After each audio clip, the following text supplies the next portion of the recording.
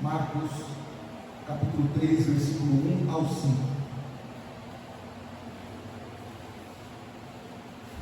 Vamos tratar nessa noite sobre a enfermidade de um homem e a cegueira dos legalistas. Esse é o título do nosso sermão. A enfermidade de um homem e a cegueira dos legalistas. Marcos 3, 1 ao 5, diz assim a palavra do nosso Deus. De novo Jesus entrou na sinagoga, e estava ali um homem que tinha uma das mãos ressequida, e estavam observando Jesus para ver se curaria aquele homem no sábado, a fim de o acusarem. Jesus disse ao homem da mão ressequida: vem aqui para o meio. Então lhes perguntou: é lícito no sábado fazer o bem ou fazer o mal? Salvar uma vida ou deixar morrer? Mas eles ficaram em silêncio. Então Jesus, olhando em volta, indignado e entristecido com a dureza de coração daquelas pessoas, disse ao homem: estenda a mão. O homem estendeu a mão e ela foi restaurada. Os fariseus saíram dali, os elogianos, logo começaram a conspirar contra Jesus, procurando ver como o mataria. A gente até aqui, vamos orar mais uma vez. Senhor, abra nossa mente, ó Deus, e nosso coração para ouvir a Tua palavra, Senhor, para que ela faça o efeito necessário em nós. Se for exortação, que sejamos exortados. Se for edificação, que sejamos edificados. Mas certamente, Senhor, ela alcançará e fará aquilo que lhe agrada. Oramos com gratidão a Ti, em nome de Jesus. Amém. Meus irmãos, essa leitura que nós acabamos de fazer, ela também se encontra nos demais evangelhos de Lucas, capítulo 6, versos 6 a 11, e também no evangelho de Mateus, no capítulo 13, verso 9 até o 14. Quando nós olhamos para essa sincronia de texto, nós vemos que temos aqui algumas informações que Marcos não traz. Já falamos o motivo, né? Eles estão narrando a mesma história com olhares distintos, olhares com informações diferentes, e então numa linguagem sincrônica, podemos assim dizer, uma leitura sincrônica, usando as informações dos três evangelistas, esse texto ficaria mais ou menos assim. Partindo Jesus dali, entrou na sinagoga deles e pôs a ensinar. Estava ali um homem que tinha a mão direita atrofiada, e os escribas e fariseus observaram, para ver se curaria no dia de sábado, por acharem do que o acusar. Mas ele, conhecendo-lhes o pensamento, disse ao homem que tinha a mão atrofiada: levanta-te e fica em pé aqui no meio. E ele levantando-se, ficou em pé. Disse-lhes então Jesus: eu vos pergunto, é lícito no sábado fazer o bem ou o mal? Salvar vidas ou tirar? Qual dentre vós será o homem que, tendo uma só ovelha, se no sábado ela cair numa cova, não há de lançar mão dela e tirá-la? Ora, quanto mais vale um homem do que uma ovelha. Portanto, é lícito fazer bem aos sábados. E eles se calaram. E olhando em redor para eles com indignação, comoveu-se da dureza dos seus corações. Disse ao homem: estenda a sua mão, ou estenda a tua mão. E ele estendeu, e lhe foi restabelecida, sã como a outra. Mas eles se encheram de furor, uns com os outros, conferenciavam sobre o que fariam a Jesus. Jesus, percebendo isso, se retirou dali. Acompanharam muitos, e ele curou a todos, advertindo-lhes que não desse a conhecer, para que se cumprisse o que foi dito pelo profeta Isaías: eis aqui o meu servo, que escolhi, o meu amado, a quem minha alma se compraz. Porei sobre ele o meu espírito, e ele anunciará aos gentios o juízo. Não contenderá, nem clamará, nem se ouvirá pelas ruas a sua voz.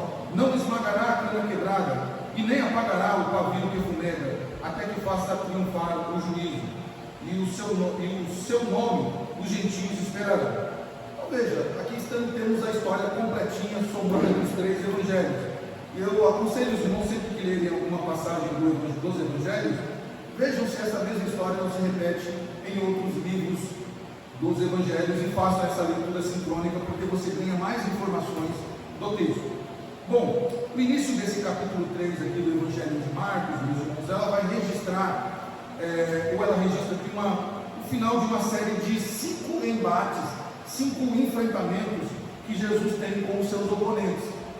Diga-se aí os fariseus, os escribas, os sacerdotes. São aqueles que se opunham aos ensinamentos de Jesus. E aqui existem claras relações que nós podemos ver aqui deste embate, dessa troca de informações ou de discursos entre Jesus e os seus opositores. Então nós vamos perceber que, assim como falamos no texto anterior, era um dia de sábado, e já percebemos que o sábado para o judeu era o dia sagrado, do povo de Israel, o dia em que todo o trabalho cessava. E já percebemos isso na leitura que fizemos, que eles não moviam uma lamparina, né? Não faziam nenhum tipo de esforço, nem cozinhavam, nem lavavam. Eles tinham uma guarda restrita, era um legalismo total em cima do cumprimento da lei. O dia dedicado ao Senhor para eles, né, que era um dia em que eles se abstinham ou se abstêm de todo tipo de trabalho. Jesus então entra na sinagoga para fazer o quê? Ensinar. É isso que os evangelistas dizem. Jesus entra para ensinar como ele fazia frequentemente. Jesus frequentemente ensinava o Evangelho, a palavra de Deus. Mas aquele dia, como de costume Jesus fazia, porém aquele era um dia diferente dos outros, era um sábado, né?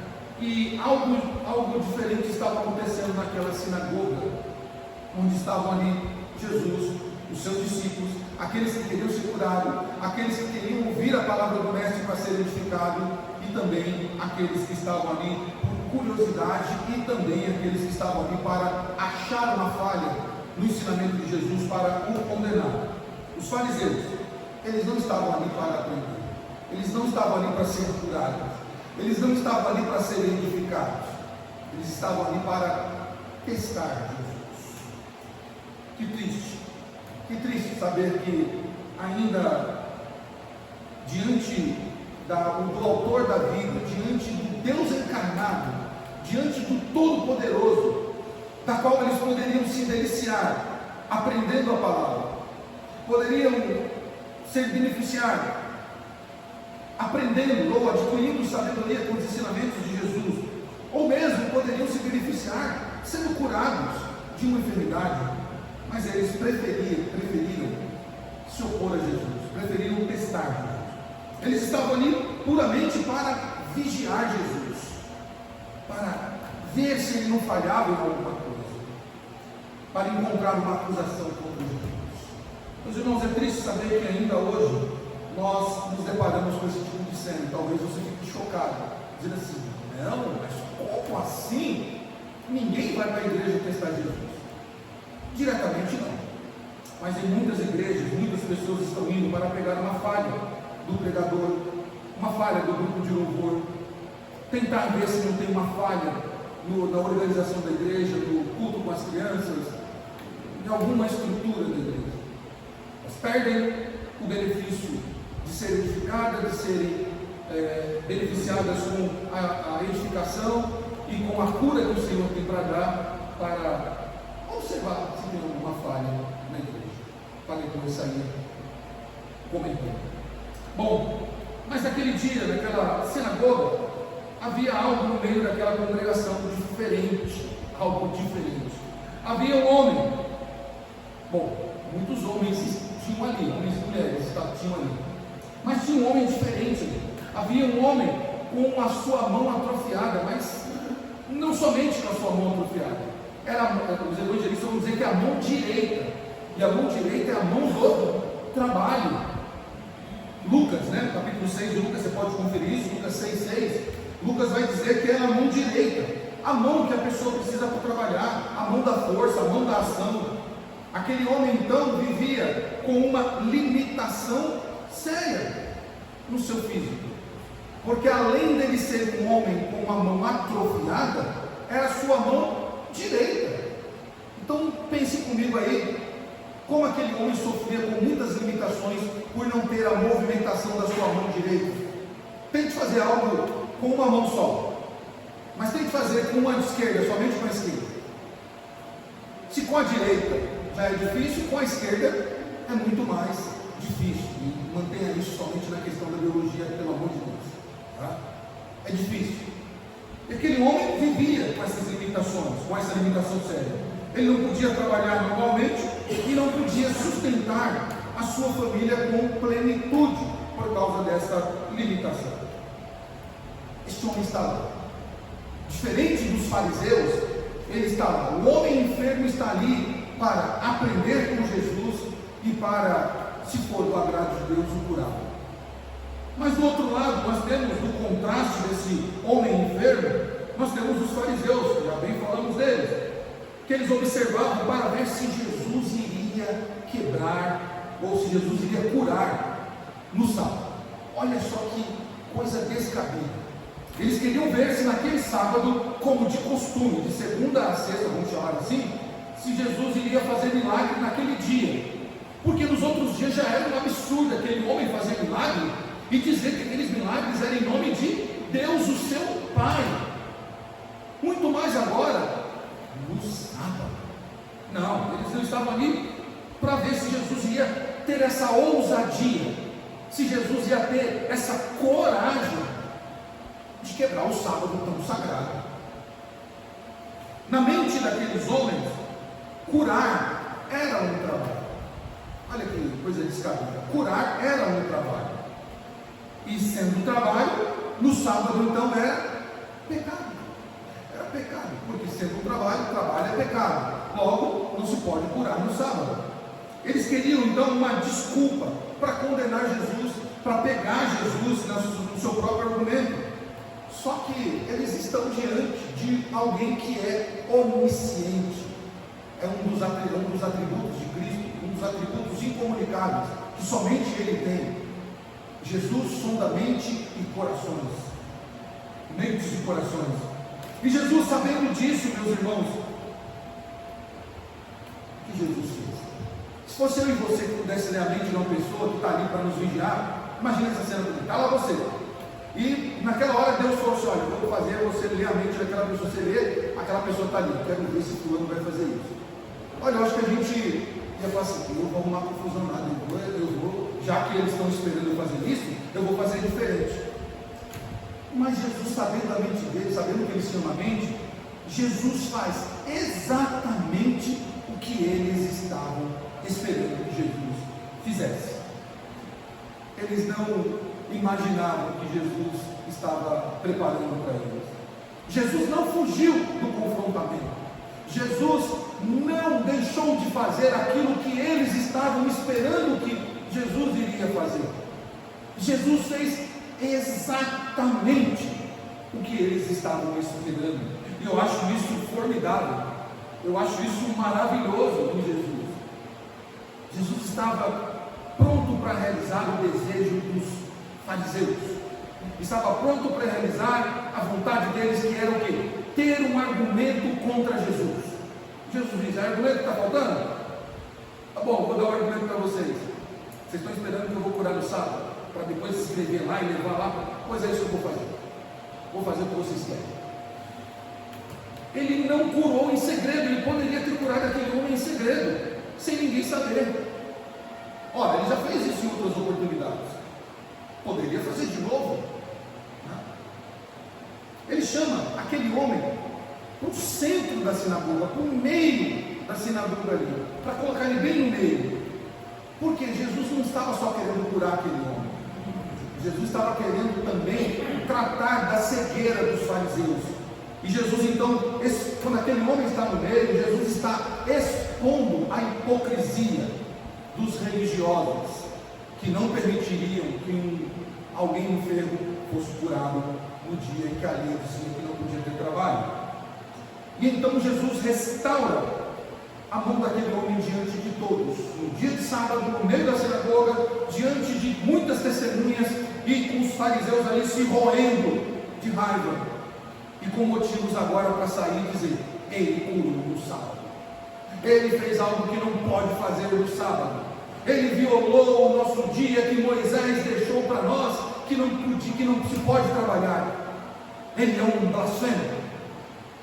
ele é um pecador. Deus não pode ser o pai dele, ele não pode ser o Deus encarnado, e muito menos o cumprimento das profecias. Ele não é o Messias, porque o Messias certamente observaria o sábado. Meus irmãos, imagine essa cena dentro de uma sinagoga, a igreja da época, né? Imagine esse contraste: de um lado um homem que está com a sua mão enferma, mirrada, atrofiada, simbolizando o que? A incapacidade, a fraqueza e a vergonha. Porque hoje para nós, a gente se deparar com uma pessoa que tem a sua mão atrofiada, não é algo escandaloso para nós. Pelo contrário, a gente se sensibiliza com essa pessoa. Naquela época, uma pessoa que tinha algum membro do corpo atrofiado ou enfermo era considerado por muitos como pessoa anátema, pessoas amaldiçoadas por Deus, assim como a mulher estéril, assim como homens que também não conseguiriam ter o seu corpo funcionamento perfeito, eram acusados de anátema, de serem amaldiçoados por Deus. Então, esse homem com a mão mirrada significa a incapacidade, a vergonha, a fraqueza do ser humano. E do outro lado, em contraste, estão os fariseus, com o seu coração endurecido. Se aquela mão estava ali atrofiada, haviam corações atrofiados também. Esses corações atrofiados, meus irmãos, simbolizam a incredulidade e a frieza espiritual. E é por isso que o nosso Senhor Jesus está naquele lugar, não apenas para realizar um milagre físico, sobrenatural, incrível, metafísico, não. Ele está ali também, meus irmãos, para revelar o estado espiritual dos homens. E ele continua fazendo isso até os dias de hoje. Jesus pode fazer muitas coisas no segredo, muitas coisas no particular, mas em muitos momentos ele trata disso de forma visível, na frente de todo mundo, para expor a hipocrisia, para expor o estado espiritual das pessoas. Enquanto aquele homem precisava de uma cura física do corpo, aqueles religiosos hipócritas precisavam de cura da alma. Eles estavam com a sua alma enferma, podre, totalmente atrofiada pelo pecado. E é isso que essa passagem nos ensina, que é possível ter as mãos levantadas no culto de adoração ao Senhor, ter o corpo perfeito, ter a nossa saúde perfeita, e ainda assim sofrermos com um coração atrofiado, um coração enfermo. É disso que trata esse texto de Marcos, capítulo número 13. Os primeiros 2 versículos, meus irmãos, vão tratar disso. Eles vão nos ensinar isso, que Jesus se importa com quem está ferido. O Senhor Jesus se importa com quem está ferido, enquanto a religião, enquanto a religiosidade, ela só se preocupa com o rito da lei, com as observações da lei. Os primeiros versos mostram isso de forma muito clara, quando Jesus chega naquela sinagoga, entra naquela sinagoga, né? E ele trata com o que está acontecendo ali. De novo, Jesus entrou na sinagoga e estava ali um homem que tinha a sua mão ressequida, ou uma das suas mãos ressequidas. Estava observando Jesus para ver se o curava no dia do sábado e o acusaram. Vejam, meus irmãos, Jesus ele se importa com pessoas. Nosso Senhor se importa com pessoas, se importa com quem está ferido. E nós precisamos entender isso. Nós não podemos deixar que o nosso coração se torne um coração meramente, puramente, exclusivamente religioso, que só observa o não pode hoje, não pode dessa maneira. Não, Deus não age assim, porque Deus tem que agir conforme a minha religião que está engessada. Muitas religiões, meus irmãos, não se preocupam com pessoas. Há uma certa religião que ela não permite a transfusão de sangue. Se um familiar estiver morrendo, precisando de transfusão de sangue e pertencer a essa comunidade, não permite que se faça a transfusão de sangue. A pessoa vai morrer. Por quê? Porque é muito mais precioso para eles o rigor da lei, a observação da religião, do que uma vida que está perecendo, uma vida que está precisando de socorro. Jesus olha para aquele homem, olha para ele. Jesus enxerga ele no meio de todo mundo. Porém, aquele mesmo homem, meus irmãos, que Jesus estava olhando para ele com um ar de misericórdia, é o que diz aqui no primeiro verso, né? Jesus está na sinagoga e ele olha para o homem. E esse olhar de Jesus não é somente um olhar de assim, nossa, tadinho, coitado. Jesus olha para aquele homem e sabe do que aquele homem sofre. Jesus faz a leitura daquele homem discriminado, aquele homem rejeitado, aquele homem limitado no seu trabalho, talvez passando por muitas situações desagradáveis. Jesus olha com um olhar de misericórdia, o mesmo olhar que olhou para você e olhou para mim, quando nós estávamos com o nosso coração adoecido, quando nós estávamos na lama, quando nós estávamos sendo ridicularizados pelo mundo. Ele nos enxergou com um olhar de amor, o mesmo olhar de amor que ele olha para esse homem. Mas esse homem, meus irmãos, também foi visto pelos religiosos. Este homem também foi notado pelos religiosos. Só que diferente de Jesus, estes religiosos, eles olham para aquele homem como uma oportunidade. Oportunidade do quê? De acusar Jesus. Eles estão olhando e dizendo assim, aquele homem está enfermo. Agora esse Jesus de Nazaré vai curar este homem e nós vamos relatar então, já sabemos quem é o homem, temos então o quê? O testemunho e temos inclusive a prova. A prova é aquele homem que ele vai curar. Meus irmãos, louvado seja Deus que o Senhor não nos enxerga como os religiosos enxergam. Como eu disse, hoje nós vivemos debaixo de igrejas de um cristianismo acusativo, onde ao invés de nós direcionarmos o nosso olhar com um olhar de amor para as pessoas, nós estamos olhando para as pessoas com acusação, com oportunidade de acusá-las. Deixa eu ver o que elas vão fazer, onde elas vão tropeçar para as acusar. Jesus, meus irmãos, ele não faz isso. A mão mirrada desse homem, meus irmãos, significa vida atrofiada, uma vida que estava limitada, ou uma vida que está limitada pelo pecado. Jesus não enxerga o pecador, aonde ele está, aonde ele estiver. Jesus não olha para ele com um ar discriminatório, Jesus olha para ele como alguém para ser salvo.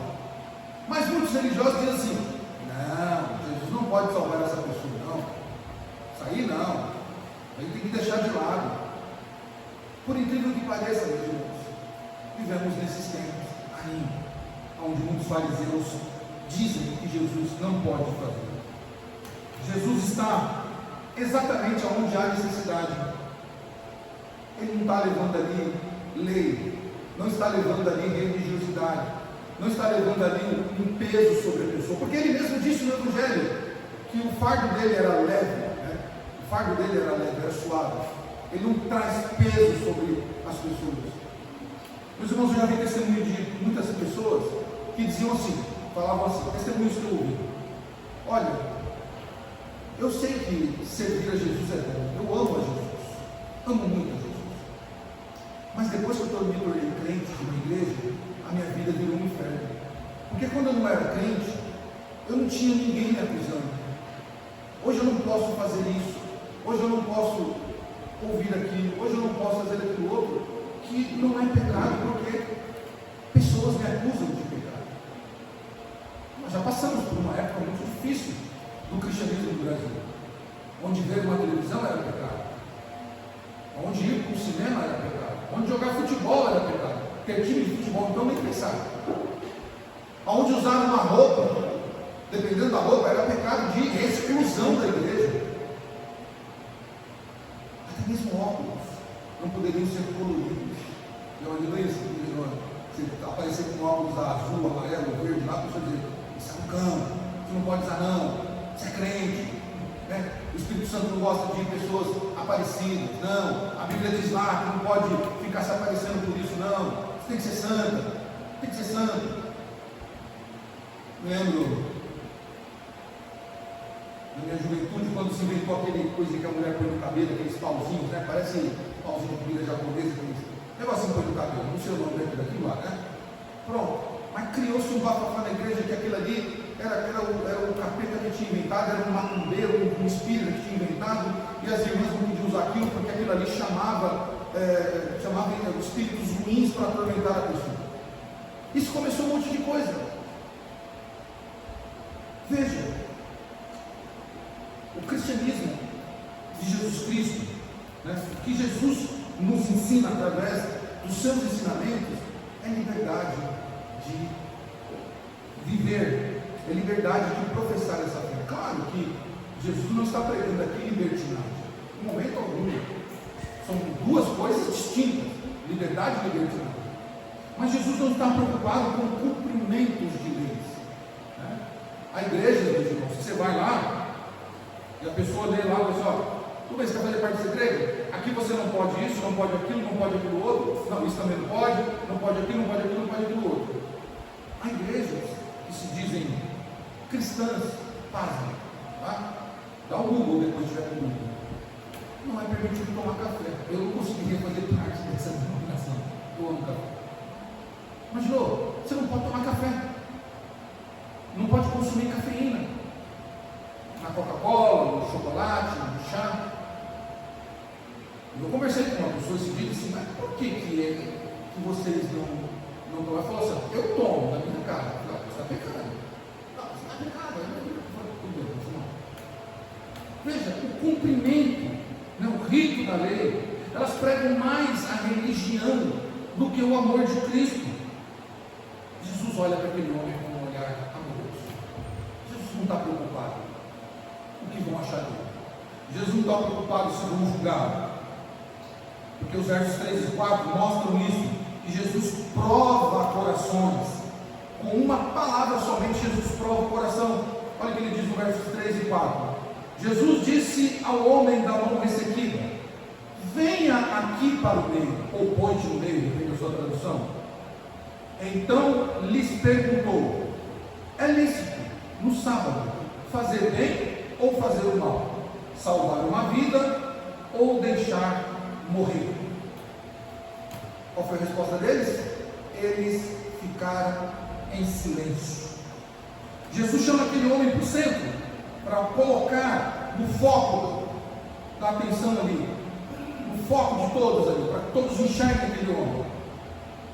O que estava escondido, que eles não queriam ver, o que estava sendo empurrado para debaixo do tapete, um homem doente com a mão enferma.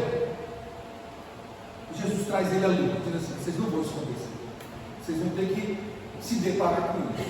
Rapaz, venha para cá, se põe no meio. E aí, o que a gente faz com esse homem? Hoje é sábado.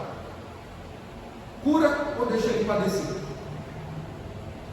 Meus irmãos, a restauração de Jesus Cristo começa quando eu e você deixamos de nos esconder, quando nós nos achegamos à luz de Cristo, quando nós deixamos de nos esconder e de não mostrar a realidade da nossa vida, dos nossos corações atrofiados pelo pecado, das nossas crises interiores, dos nossos dilemas, das nossas batalhas. A solução é ser enxergado por Cristo. E quando ele disser, venha para o meio, ele está dizendo, traga o seu problema aqui. Traga o seu problema. Não esconda mais o seu problema. Não se preocupe com os outros, traga o seu problema a mim. Se põe no meio, aqui na frente de todos. Traga o teu problema para mim. Porque hoje chegou o cura. O mestre confronta a hipocrisia daqueles religiosos, quando Lucas vai dizer assim, bom, vamos lá, se um animal de vocês cai numa vala no dia de sábado, o que vocês fazem? Deixa o animal lá, morrer? Claramente que não, Jesus, obviamente que não. Vocês vão lá naquela vala, vão resgatar aquele animal. E Jesus, então, eu imagino a cara daqueles homens, a vergonha que eles passaram diante de Jesus. Jesus diz, muito mais vale o homem do que um animal, da qual vocês não deixariam naquela vala, morrer, perecer, vocês certamente resgatariam, porque vocês são hipócritas, porque o animal vai dar um retorno financeiro para vocês resgatariam, mas essa alma, essa vida que está há tanto tempo enferma, não pode permanecer assim. Então Jesus expõe aqui a pobreza do coração deles, o quão doente aqueles homens estavam, o quão enfermo aqueles homens estavam por dentro. É por isso que em outra oportunidade, Jesus chama eles de sepulcros caiados. Túmulo, né? Quem vai no cemitério ali, vai no cemitério, você vai lá, olha aquele túmulo bonito por fora, a lápide bem feita, as flores ali, sempre trocadas pela família, às vezes tem umas lápides que são castelinhos, muito bonito tudo, coisa linda por dentro. Abre tudo, o nariz chega a arder, por causa do odor que lá está lá dentro. Jesus chama os fariseus de sepulcros caiados, bonitos por fora, mas podres por dentro. Meus irmãos, o religioso é assim. O religioso é assim. Ele vive dentro de uma vida externa que não reflete a sua vida interna, porque por fora ele é todo engomadinho, todo cumpridor da lei, dizendo: não, eu sou santo, eu sou perfeito, eu sou crente de verdade, vocês têm que me imitar, mas por dentro ele é pobre, cheio de pecados, cheio de enfermidades espirituais. Jesus expõe essa hipocrisia deles. E Deus usa, meus irmãos, os momentos de confronto para expor o nosso coração. Muitas vezes nós somos expostos por Jesus Cristo para que o nosso coração seja tratado, para que a gente não fique nesta hipocrisia, não fique com esse coração atrofiado.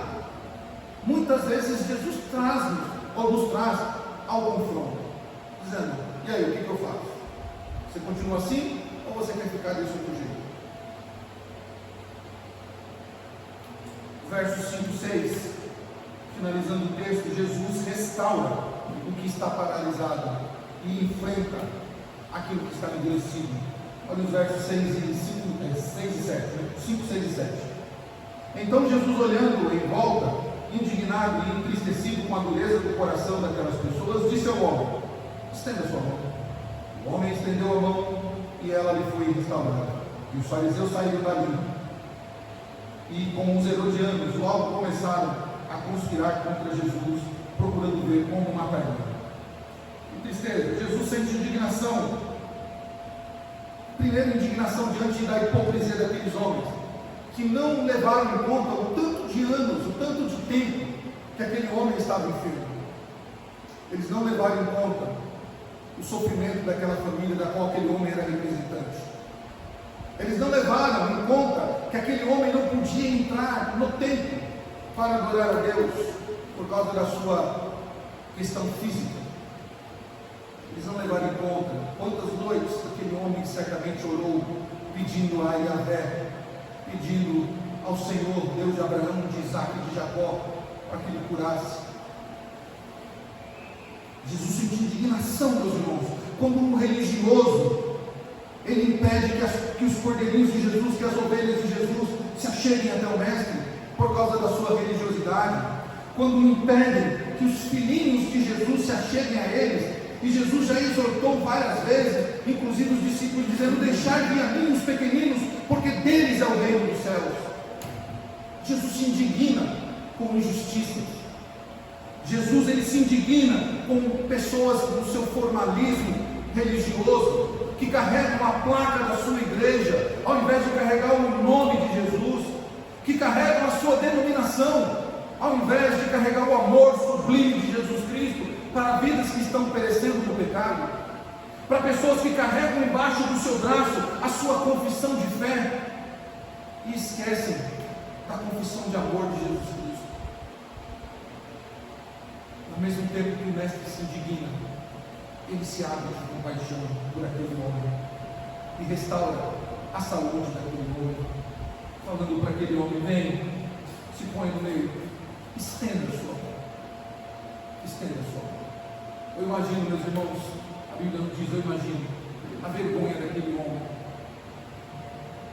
diante de todos ali, colocando, às vezes colocando devagarzinho, assim, com vergonha de mostrar a sua mão atrofiada, mas ao mesmo tempo aquele homem viu uma oportunidade, ele viu o amor de Jesus Cristo por ele, e talvez 1 bilhão de coisas passou pela cabeça daquele homem, dizendo assim: acabou a minha vergonha, acabou a minha limitação, acabou o sofrimento, acabou a ridicularização, acabou os adjetivos pejorativos contra mim, acabou o sofrimento. Ele estende sua mão, e Jesus cura pela sua compaixão. Glória seja a Deus, glória seja dada ao nome do Senhor. Jesus se entristece com a dureza daqueles que deveriam amar os cordeirinhos de Jesus, daqueles que deveriam amar os simples, daqueles que deveriam cuidar dos pobres, das viúvas, dos necessitados, daqueles que deveriam ser os intercessores daquele homem. Jesus se indigna no coração duro. Não errais, meus irmãos, não erremos. O Senhor não se agrada de coração duro, de coração que quer cumprir o rito da lei. Por isso ele diz, na passagem de Marcos, que nós vemos na semana passada, no texto anterior, capítulo 2, misericórdia quero, e não sacrifícios. O pecado, meus irmãos, que mais entristece o Senhor, não é o da fraqueza, não é quando eu e você estamos fracos, oscilantes na fé. Não é isso. Isso não entristece o Senhor. O que mais entristece o nosso Senhor é a frieza do coração. Estar fraco é uma condição. Nós não somos fracos, nós podemos estar fracos. É uma ação que ela pode ser revertida. A frieza não, a frieza é um estado concreto. A pessoa, ela é fria espiritualmente, e ela então passa a ter o seu coração petrificado pela frieza do seu coração. Isso entristece o Senhor, isso aborrece o Senhor. O milagre acontece com um ato de fé simples, a mão daquele homem é curado, mas dentro desse contraste, um homem enfermo versus corações adoecidos. Aquele homem é curado, mas aqueles fariseus permaneceram doentes, seus corações permaneceram enfermos, porque o milagre de Jesus somente mostrou a doença daquelas pessoas, mostrou que o estado deles era pior do que o estado desse homem que havia a enfermidade de sua mão. O estado piorou, porque enquanto Jesus curava aquele homem, os demais, os fariseus, tramavam. Enquanto a graça de Jesus se movia naquele local, causando admiração, espanto, amor, gratidão, enquanto as pessoas louvavam a Deus, porque ali estava alguém que estava curando em nome de Deus, e esse alguém era o Messias prometido. Enquanto a graça pairava sobre aquele local, a dureza crescia no coração daqueles homens, a ponto, no final da conversa, eles tramarem para matar Jesus. A presença de Jesus, meus irmãos, revela, no mesmo ambiente, que alguns se quebrantam, mas outros continuam endurecidos pelo pecado, continuam com seu coração atrofiado, continuam os senhores da razão, continuam sendo aqueles que acham que estão fazendo a coisa certa. E então a história termina com um homem curado e um grupo de curiosos, um grupo de acusadores saindo pior do que eles entraram. Pior do que eles entraram. E é isso que o Evangelho faz. O Evangelho é restaurador, o Evangelho é curador. O Evangelho de Cristo mostra que Cristo pode curar, que Ele pode restaurar. Para todo aquele que se achega com um coração contrito e um coração quebrantar. Mas para outro grupo de pessoas que frequentam igrejas, que frequentam lugares culticos, por causa da dureza do seu coração, elas vão ouvir o Evangelho e elas vão se tornar piores do que elas já são.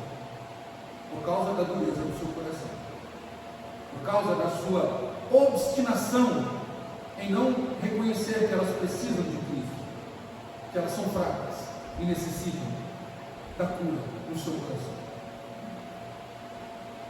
Por isso, meus irmãos, não deixe que a religião mate a compaixão do seu coração. Não permita isso. Ore a Deus para que o seu coração continue sendo um coração de compaixão. Que você não fique preocupado com o rito da lei. Hoje não pode porque hoje é sábado. Não pode isso porque aquilo. Não permita que o seu coração seja um coração religioso, mas que seja um coração de compaixão. Os fariseus eram tão focados em regras da lei que eles perderam o seu coração e se distanciaram de Deus. Por isso, é possível, tá? E é muito possível uma pessoa ser ortodoxa, ser uma pessoa cumpridora dos ritos e ao mesmo tempo ser uma pessoa dura. Conhecer a Bíblia não significa ter amor, não significa ter amor. Existem muitas pessoas conhecedoras da palavra. Eu posso apresentar alguns, mas talvez o mais conhecido por vocês, que ele conhece a palavra de ponta a ponta, mas o coração dele é duro, é um coração maligno, Satanás. Nenhum de nós talvez conheçamos a palavra tão bem quanto ele. Os ateus conhecem a palavra muito, eles são formados em teologia, porém não há obediência à palavra, porque os seus corações são duros para ouvir o que a palavra diz. Por isso Jesus disse: misericórdia quero e não sacrifícios. Jesus não quer de nós sacrifícios, não quer de nós essa religiosidade, essa defesa insondável da nossa religião, mas Ele quer obediência, misericórdia, para que nós promovamos o amor em todo o tempo, aquele que está atrofiado pelo pecado. A verdadeira espiritualidade, meus irmãos, se manifesta em compaixão pelos necessitados, por aqueles que precisam ouvir a palavra de Cristo, e não puramente por cumprirmos regras, leis que passam. Eu não estou falando de doutrina, estou falando de regras humanas que passam. Hoje elas são, amanhã não são mais. Hoje elas não são, amanhã possam voltar a ser. Mas a palavra de Deus, ela permanece para sempre. Por isso o nosso coração misericordioso deve ser para pregar Cristo, mostrar a este mundo, a pessoas que estão atrofiadas pelo pecado, que Jesus Cristo, Ele pode curar, não só o seu fruto, mas também o coração dessas pessoas. Vamos orar?